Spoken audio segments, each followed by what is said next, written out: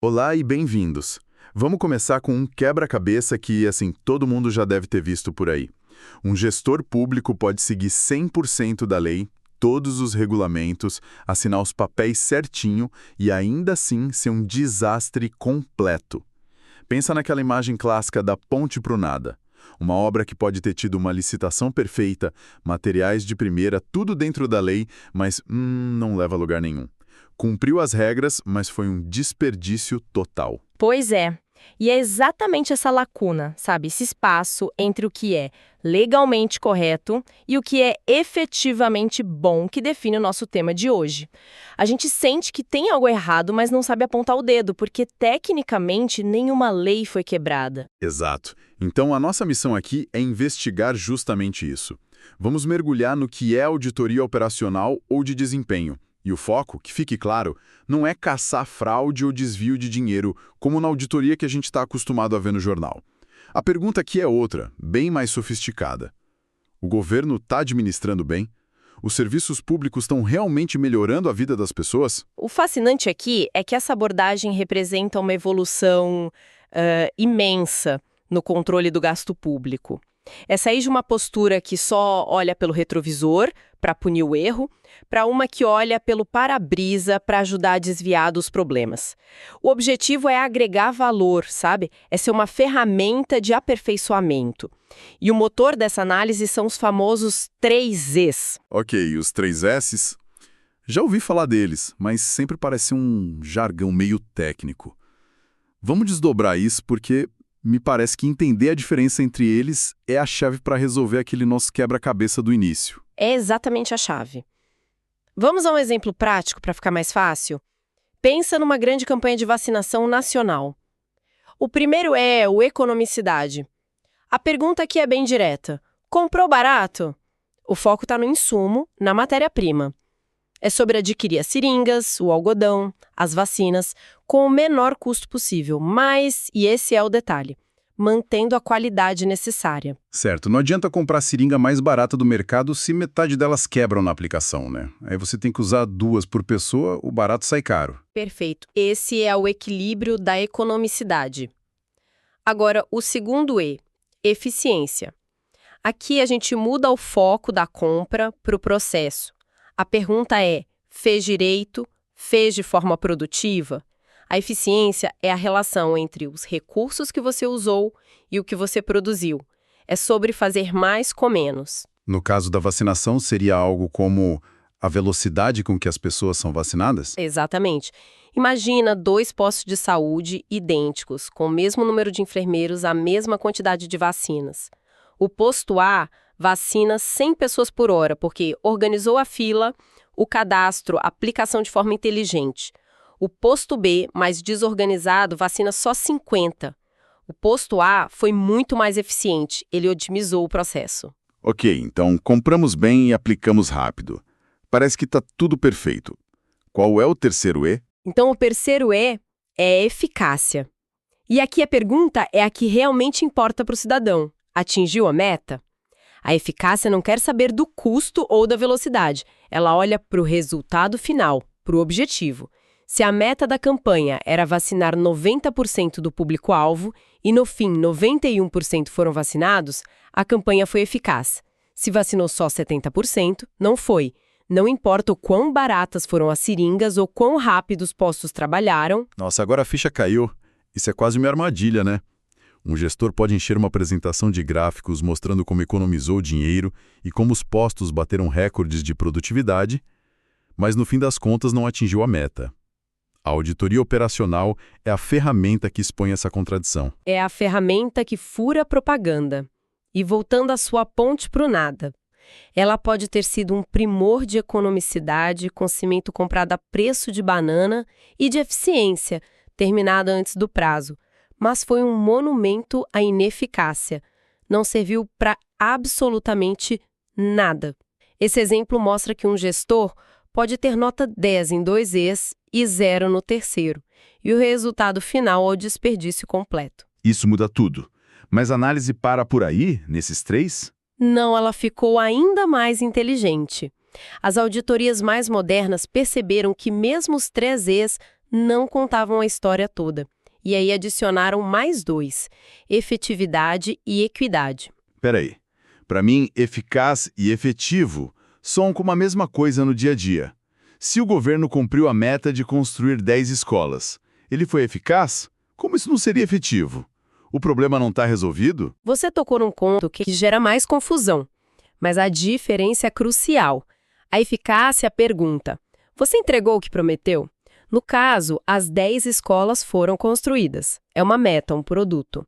A efetividade vai além. Ela pergunta: a sua entrega resolveu o problema que originou a promessa? Ou seja, essas 10 escolas, anos depois, de fato melhoraram os índices de educação daquela região. A evasão escolar diminuiu, as notas melhoraram. Entendi. Eficácia é entregar a ferramenta. Efetividade é ver se a ferramenta consertou o problema. Uma coisa é a obra, a outra é a transformação social que a obra deveria causar. É uma visão de longo prazo. Precisamente. E o último é a equidade, adiciona uma camada de justiça social. Não basta o programa funcionar, ele precisa funcionar para todos, de forma justa.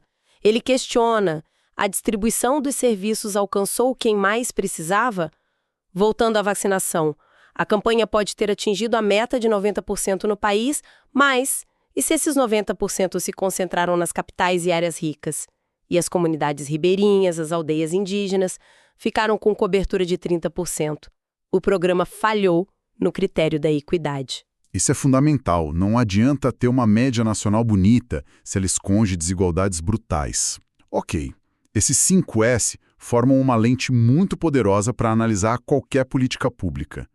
Mas isso tudo soa muito analítico, quase acadêmico. Como isso se diferencia da auditoria que a gente vê no jornal, aquela que resulta em multa, prisão, que parece ser muito mais direta? Pois é. E aí a gente entra num ponto que confunde muita gente. São 2 mundos, 2 filosofias de controle completamente diferentes. A que você mencionou é a auditoria de regularidade. O universo dela é a lei. A pergunta que ela faz é uma só: fez certo segundo as regras? O critério de análise é o contrato, o decreto, a lei de licitações. E se a regra foi quebrada, o resultado é punição, devolução de dinheiro, multa e inelegibilidade. O foco é fiscalizar o passado e punir o erro. Exatamente. Já a auditoria operacional vive em outro universo, o da boa gestão. A pergunta dela é: fez a coisa certa do jeito certo? O critério não é a lei, mas sim as melhores práticas, os indicadores. As metas do próprio governo. Isso. A lei é o piso, não o teto. E o resultado não é uma multa, mas um relatório com recomendações. Fazendo uma analogia, a de regularidade é o juiz de futebol checando o VAR para ver se a regra foi violada e se precisa dar cartão vermelho. A operacional é o comentarista esportivo, analisando se o time jogou bem, se a tática funcionou e o que ele precisa fazer para vencer o próximo jogo. Essa analogia é perfeita. Uma se preocupa com a legalidade do ato, a outra com a qualidade do resultado. A de regularidade olha para trás para punir. A operacional olha para trás para aprender e melhorar o futuro. Ok, a teoria é fantástica, mas eu fico imaginando a cena. Um auditor chega numa secretaria e diz: vim medir sua efetividade e equidade. Isso não vira uma guerra? Como se tira uma auditoria dessas do papel sem que ela seja vista só como uma crítica destrutiva pelo gestor? Essa é a grande arte da auditoria operacional. E ela tem um processo bem definido, embora seja muito mais flexível que o de uma auditoria contábil. Tudo começa com a seleção do tema. E aqui já tem uma diferença. Os tribunais de contas não escolhem auditar só o que envolve mais dinheiro. Eles buscam temas de alto risco ou de alta relevância social.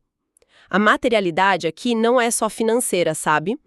Um programa de prevenção ao suicídio pode ter um orçamento baixo, mas um impacto social gigantesco. Entendi. Não é só seguir o dinheiro, é seguir o impacto na vida das pessoas. E depois que escolhem o tema? Vem a fase mais importante de todas, o planejamento. É um trabalho quase de detetive. A equipe de auditoria mergulha no assunto, estuda o programa, conversa com os gestores e define as perguntas que vão guiar o trabalho. Por exemplo, o programa de policiamento comunitário está de fato reduzindo a sensação de insegurança no bairro X? E o mais importante, eles definem os critérios. O que seria um bom resultado? Qual o padrão de comparação? Tudo isso vai para um documento chamado Matriz de Planejamento, que é o mapa da auditoria. E esses critérios, o auditor tira da cabeça dele ou ele combina com o gestor? Porque se o critério for injusto, a avaliação já nasce comprometida. Ótima pergunta. As normas e a boa prática recomendam fortemente que os critérios sejam discutidos e validados com o gestor. Isso traz legitimidade e evita o argumento do "mas você me mediu com a régua errada". No entanto, a palavra final é sempre do auditor. A autonomia é inegociável. Com o mapa pronto, vem a execução. Ir a campo, coletar dados, fazer entrevistas, analisar indicadores, buscar as evidências. E a evidência aqui não pode ser só um documento, imagino. Medir sensação de insegurança exige mais do que olhar um contrato. Exato. A evidência em auditoria operacional muitas vezes é qualitativa, é persuasiva. Pode ser uma série de entrevistas bem conduzidas, análise de um estudo científico, a observação direta. O objetivo é encontrar os achados de auditoria, que são as diferenças importantes entre o que se esperava encontrar, o critério, e o que se encontrou na realidade. E depois de encontrar esses problemas, o que acontece? Vem a fase do relatório. E o foco aqui não é só apontar o dedo e listar os problemas. A alma do relatório são as recomendações. Elas precisam ser claras, construtivas e principalmente práticas. Não adianta recomendar melhorar a educação. Tem que ser algo como: recomenda-se que a Secretaria de Educação crie um programa de busca ativa para os alunos que faltaram mais de 20% das aulas. E um passo fundamental: antes de ser publicado, o relatório preliminar é enviado ao gestor para que ele possa se manifestar. É o direito ao contraditório, que é sagrado. E depois que o relatório é publicado, com as respostas do gestor, o trabalho acaba? O auditor vai embora e torce para que as coisas melhorem? De jeito nenhum. A última fase é o monitoramento. Um tempo depois, o Tribunal de Contas volta para ver o que aconteceu. As recomendações foram implementadas, geraram o resultado esperado? É isso que fecha o ciclo e garante que o trabalho não vire só mais um papel na estante. O processo é bem completo, mas para evitar qualquer mal-entendido, quais são as linhas vermelhas? O que um auditor operacional está absolutamente proibido de fazer? Existem duas regras de ouro. A primeira, e mais importante, auditoria não é cogestão. O auditor analisa, critica, recomenda. Mas ele jamais pode tomar o lugar do gestor e decidir o que fazer ou como fazer. A responsabilidade pela caneta é e sempre será do Poder Executivo. O auditor aponta que o carro está indo na direção errada, sugere uma nova rota no GPS, mas não pode assumir o volante. Isso é crucial para manter a separação dos poderes. Se o auditor começar a mandar, ele vira gestor, e aí quem vai auditar o auditor? E a segunda regra? Que o auditor não pode se limitar à análise da legalidade. Parece óbvio, mas é importante repetir. Ele tem o dever de apontar que uma ação, mesmo sendo 100% legal, é um desastre de gestão. A ponte para o nada é um melhor exemplo. Um auditor de regularidade olharia a papelada e diria: ok, tudo certo. O auditor operacional tem a obrigação de dizer, do ponto de vista do resultado para a sociedade, isso foi um erro e não deve ser repetido. Ok, acho que agora o quadro está completo. Se a gente fosse resumir a ideia central, a auditoria de regularidade garante que o jogo seja jogado segundo as regras. A auditoria operacional quer saber se o time jogou bem e se a partida resultou em algo de valor para a torcida, que é a população. Perfeito. E os 3 Es são a estatística do jogo. Economicidade. Comprou o uniforme e a bola pelo melhor preço. Eficiência. Quantos passes certos o time deu? Quantos chutes a gol? E eficácia. Venceu a partida. Atingiu a meta. É um jeito excelente de lembrar. Economicidade no início, que é a compra, eficiência no meio, o processo, e eficácia no fim, a meta. Se conectarmos isso a um quadro maior, A auditoria operacional é uma das ferramentas mais sofisticadas que uma democracia tem para cobrar a inteligência do governo. Ela tira o debate do campo puramente burocrático e leva para o que realmente interessa. Cada real do nosso imposto está só pagando contas ou está, de fato, transformando a realidade e construindo um país melhor? E para a gente fechar, fica uma provocação que me acompanhou durante toda a conversa, baseada naquela proibição da cogestão. Se o auditor recomenda, mas não pode mandar fazer, e a decisão final é sempre do gestor, como a gente garante que as recomendações brilhantes, que podem economizar milhões ou melhorar um serviço essencial, não morram na gaveta de um gestor que simplesmente discorda? Onde está a linha exata que separa uma recomendação forte de uma interferência indevida na gestão? E como a sociedade pode pressionar para que essa tensão se resolva a favor do interesse público e não da conveniência política? Fica a reflexão.